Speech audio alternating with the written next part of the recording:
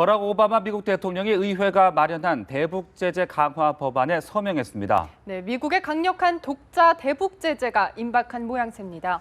자세한 소식은 워싱턴 연결해 들어오겠습니다. 김범현 특파원. 지난주 미국 의회를 사실상 만장일치로 통과한 HR 757, 즉 대북 제재 강화 법안에 버락 오바마 미국 대통령이 서명했습니다. 백악관은 어제 오바마 대통령이 대북 제재 강화 법안에 서명할 계획이라고 밝힌 데 이어 오늘 보도자료를 통해 오바마 대통령의 서명 사실을 발표했습니다. 지난해 미국에서 대북 제재 강화 법안에 대한 논의는 지지부진했는데요. 지난달 6일 북한의 4차 핵실험 직후 이 법안의 입법 절차는 일사천리로 진행됐습니다. 지난달 12일 하원 본회의를 통과한 것을 시작으로 오늘 오바마 대통령의 서명까지 불과 한 달 정도의 시간만이 걸린 겁니다.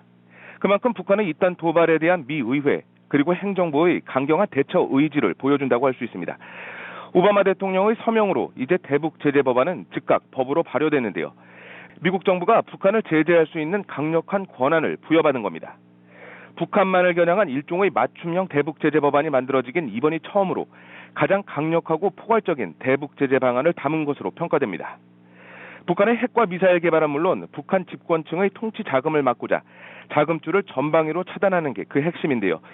북한과 불법 거래하는 제3국의 개인과 단체까지도 제재할 수 있는 재량권을 미국 정부에 줌으로써 북한은 물론 북한과 거래가 많은 중국도 사실상 겨냥하고 있다고 할 수 있습니다.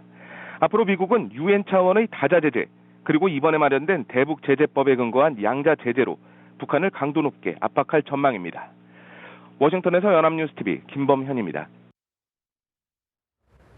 우리 정부가 유엔 공개회의석상에서 북한의 유엔 회원국 자격에 대해 공식적으로 문제를 제기하는 것으로 확인됐습니다.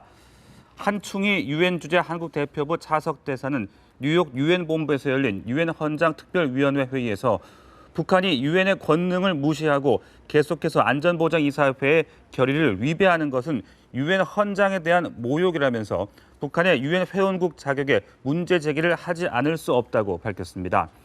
1991년 남북한이 유엔에 동시 가입한 이후 한국이 북한의 유엔 회원국 자격에 이의를 제기하는 것은 이번이 처음입니다. 국내 한 언론사가 북한이 개성공단 개발 초기부터 공단 폐쇄와 남측 기업의 자산 몰수까지 염두에 두고 공단을 운영해왔던 것으로 보인다고 보도했습니다. 네, 이에 대해 통일부는 정부도 그러한 내용을 알고 있었다고 밝혔습니다. 지성님 기자입니다. 국내 한 언론사가 입수해 공개한 개성공단 운영과 관련된 북한의 내부 문서입니다. 개성공단이 가동한 지 2년밖에 안 된 2006년, 공단의 북측 근로자를 관리하는 노동당 조직이 작성한 사업계획서로 북한 당국은 남측을 적으로 규정하며 근로자들에게 적의 선진 기술을 빨리 습득해 공장을 자체로 운영할 수 있는 능력을 최단 시일 내에 키우라고 지시했습니다. 북한이 개성공단 가동 초기부터 공단 폐쇄에 대비했고 남측의 기술을 습득해 개성공단을 자체 운영하는 방안을 검토한 것으로 추정할 수 있는 부분입니다. 북한 당국은 또 개성공단은 단순한 경제협력지대가 아니라 첨예한 계급투쟁 마당이라며 자본주의 문화가 침습하지 못하게 근로자에 대한 사상교양 사업을 강화해야 한다고 강조했습니다. 남측 관계자들과 1대1 접촉을 하지 말고 기밀을 누설하지 말 때 대해 강조하는 내용도 있습니다. 이와 관련해 통일부는 입장 자료에서 정부도 그러한 내용에 대해서는 알고 있었다며 해당 문건은 북한이 작성한 것으로 보인다고 밝혔습니다. 그러면서 북한이 개성공단 개발 초기부터 갖고 있던 여러 인식의 한 측면을 보여주는 자료라고 평가했습니다.